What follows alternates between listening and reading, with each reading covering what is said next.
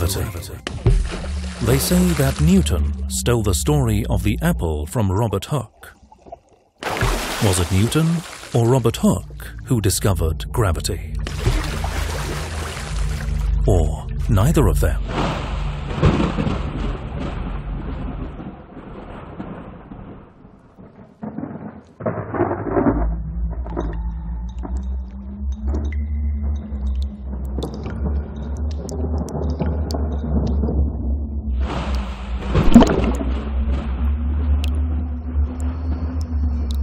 میل اثقال طبیعتاً به مرکز عالم می باشد. بنابراین هرچه آب را به مرکز زمین نزدیکتر کنیم، حالت کروی بودنش بیشتر و آب قهراً زیادتر است. These words about gravity are neither by Newton nor Robert Hooke. About 100 years before Newton, the issue was written in a book titled An Analysis of Astronomy by a genius in the 15th century.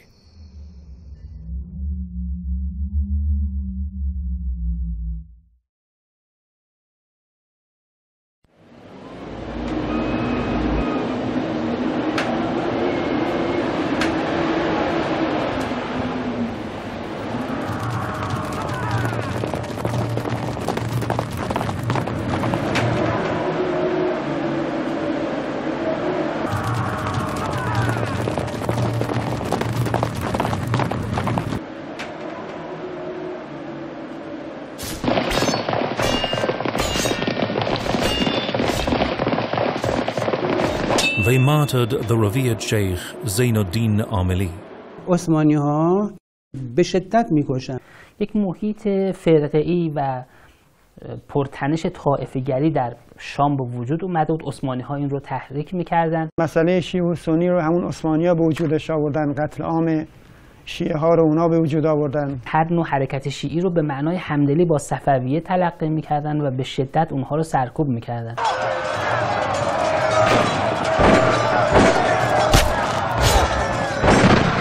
سلطان سلیم ماشین جنگی عثمانی رو فعال کرد.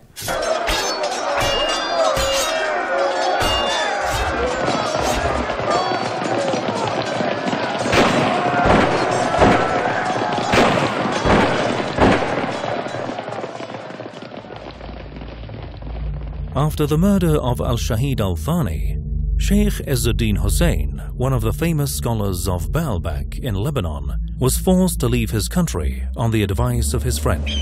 At that time, his son, Bahauddin Muhammad, was only 13 years old.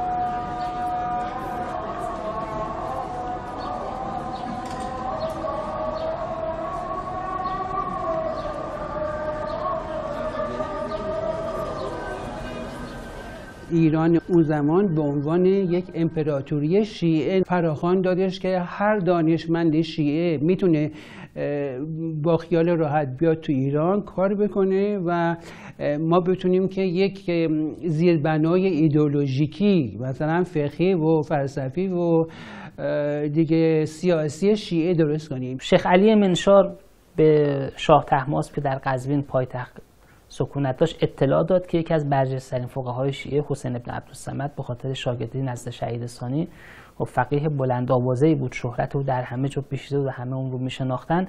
شاه طهماسب اون رو به دربار به قزوین فرا میخونه. حسین بن عبدالصمد در 963 همراه با خانواده به قزوین مهاجرت میکنن، به مقام شیخ الاسلامی قزوین منصوب میشه. That day, the royal hall in Qazvin had a special glory. Many prominent figures were there. In the meantime, Sheikh Izzuddin and the young Bahauddin stood out among them. The meeting was held to appoint the father as the Sheikh al-Islam of Qazvin. but it seems the sun stole the limelight. Baha'u'ddin's masters at the seminary were also there. Maulana Abdullah, the Yazdi teacher, Mullah Ali Muzahib, Maulana Afzal Qa'ini, Mullah Muhammad Baqir Yazdi, Hakim Imaduddin Mahmud, and the others. The young man was sitting there in the circle of the great masters to be tested.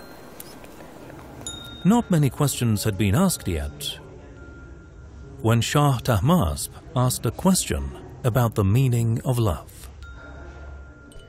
What does love mean from the perspective of a youth such as Baha'u'ddin? Baha'u'ddin, who was only 14 years old, quoted Sheikh al-Ra'is to answer the question.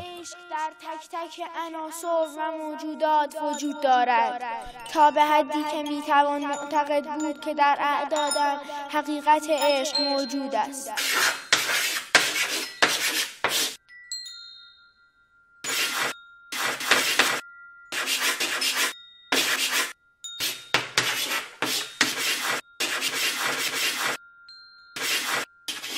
عشق نهایت اخلاص و محبت الهی است. عشق همه او شدن است. عشق جوهره حیات آدمی است.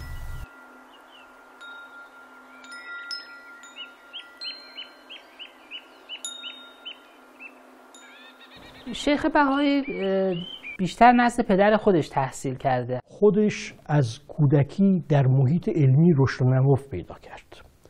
پشتیبان فکری ایشون علاوه بر پدر در امتداد زندگی همسر ایشون بود. همسر شیخ بهایی خود اطلاعات کمی هست. میدونیم دختر شیخ علی منشار هست. همسرش دختر یکی از شیخ الاسلام ها بودش.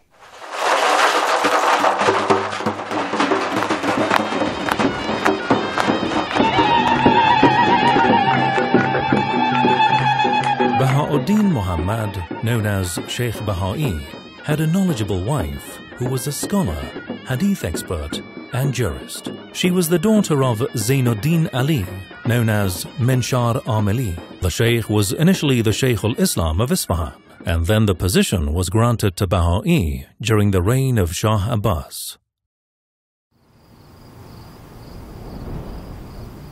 Sheikh Baha'i's 400th birthday anniversary was marked in 2009. UNESCO designated that year as the Year of Astronomy after Sheikh Baha'i.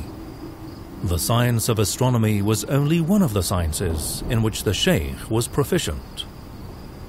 اهل ریاضی و علمای علم طبیعی به اتفاق کلمه معتقدند زمین ساکن بوده و حرکتی ندارد، ولی دلیلی بر این ادعایشان نیاوردند که با آن بتوان حرکت وضعی بطئی را رد کرد.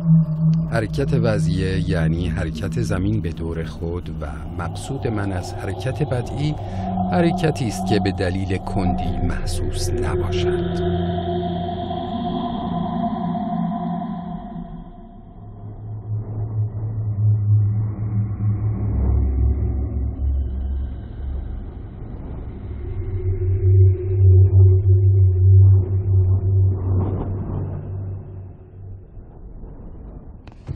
Sheikh Baha'i was one of the first astronomers in the Islamic world who proposed the possibility of the Earth movement before the Copernican theory was mentioned.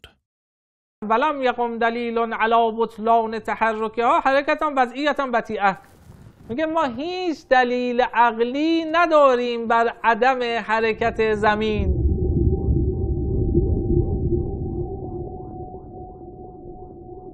دانشمندان جدید ثابت کردن که زمین کره نیست، طرفین قطب فرو رفتگی داره. خب اینو قدمای ما آوردن، مثل جناب شیخ بهایی. ایشون فرمودن شلجمی زمین، شلجمیت المحدبه. علم هیئت بخش هندسه فضایی نجوم یا به عبارت دیگه بحث میکنه از هیئت و شکل افلاک و حرکت سیارات و کواکب. جناب شیخ 190 رساله و کتاب برای ایشون اسم برده شده. 15 تا از این رساله ها و کتاب ها در مورد نجوم و هیئت هست. چندین مورد از رساله ها در مورد کاربردهای اسطرلاب در آثار ایشون هست. اسطرلاب یک لپتاپ آنالوگ بود که در واقع ازش به عنوان ستاره‌یاب استفاده می‌کردند و وقت شناسی نجومی رو مبنا قرار می‌دادند. اما ایشون از این وسیله به عنوان یک کامپیوتر آنالوگ و دستی برای محاسبه و ابزار و تبدیل علم خودش به عمل استفاده کرد. The astrolabe is a precise and scientific instrument in astronomy and mathematics. For a long time, it had become only a plaything for fortune-tellers. But Baha'u'ddin wrote several treatises on making and using the astrolabe. He introduced innovations in the way of working with the astrolabe. By his own admission, no one had surpassed him in fields like calculating the water level of lakes.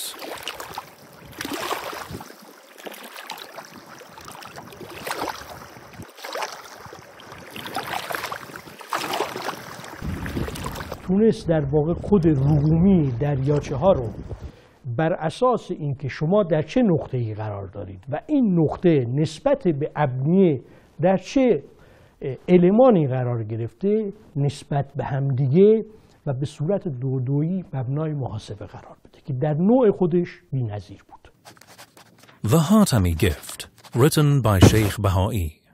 It has 70 chapters on the uses of the astrolabe, which surprises the readers. The calculation of plane and inverted sides, or tangents and cotangents. The calculation of trigonometric functions of an angle, or sine and cosine. The calculation of distance, height of hills, the depth of wells, and the direction of the Qibla. Accurate calculations were the inventions by Muslim scientists, and even today, with tools such as computers and calculators, there are still calculations that involve some margin of error.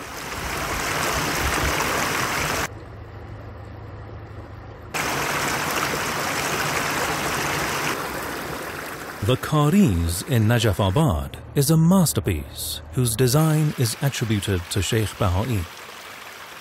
The Kamar Zareen aqueduct is 54 kilometers long, which is divided into 11 large streams. In the 26th chapter of the Hatami Gift, Sheikh Baha'i writes about making the aqueducts flow with the help of an astrolabe in an easy way.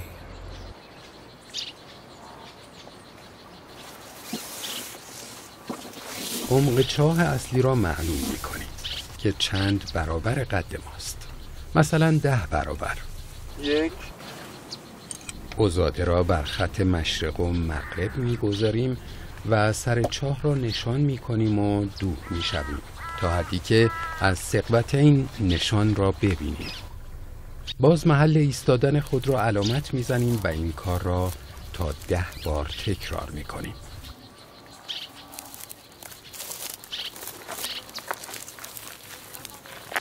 محل نشان دهم که مشخص شد، آنجا که محل ایستادن ماست، آب قنات به روی زمین خواهد افتاد.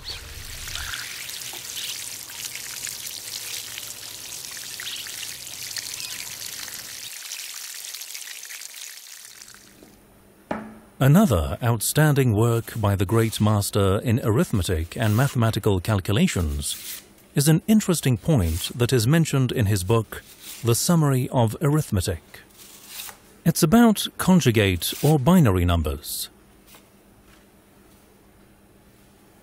The number 2 is called the root, 4 is the square root, and 8 is the cube.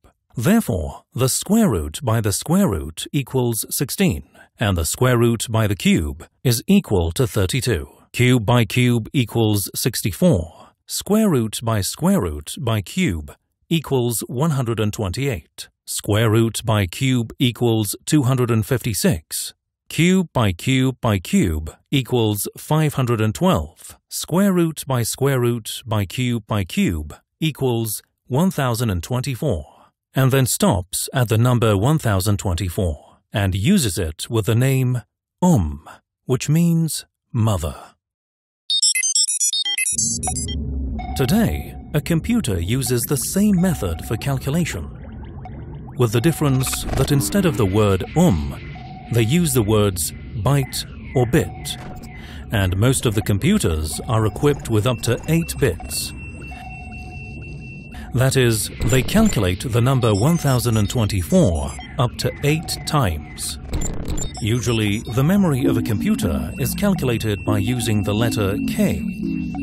It stands for kilobytes, or the number of used by Sheikh Baha'i, which is square root by cube, and is equal to 1024. The world of mathematics has used it very well, but we have been completely unaware of it. ایشون در ریاضیات هم تبحر داشت و یکی از کارهایی که کرده بود در حوزه اعداد زوج بود، اعداد دودویی یا اعداد باینری که الان میگن مبنای دیتاهای کامپیوتر هستش. مهمترین کتاب او در ریاضیات خلاصة الحساب. البته کتاب‌های دیگری داشته مثل بحر الحساب که شیخ از اون نام برده ولی متاسفانه مفقود گردیده. خلاصة الحساب شیخ به مدت 300 سال از زمان صفویه تا اواخر قاجار و اول پهلوی اول تدریس می شده. شامل ریاضیات مقدماتی و متوسطه است. این کتاب در ایران، در عراق، ترکیه، مصر و هند تدریس می شده. نسلمن آلمانی اون را به زبان آلمانی ترجمه کرده و آریستد مایر فرانسوی اون را به زبان فرانسه ترجمه کرده.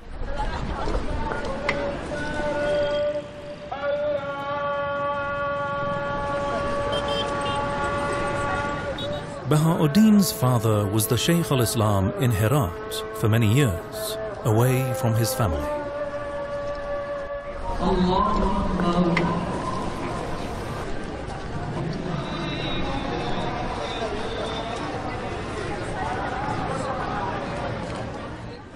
Now it was time for the young son to become his successor. But Baha'u'ddin had another idea.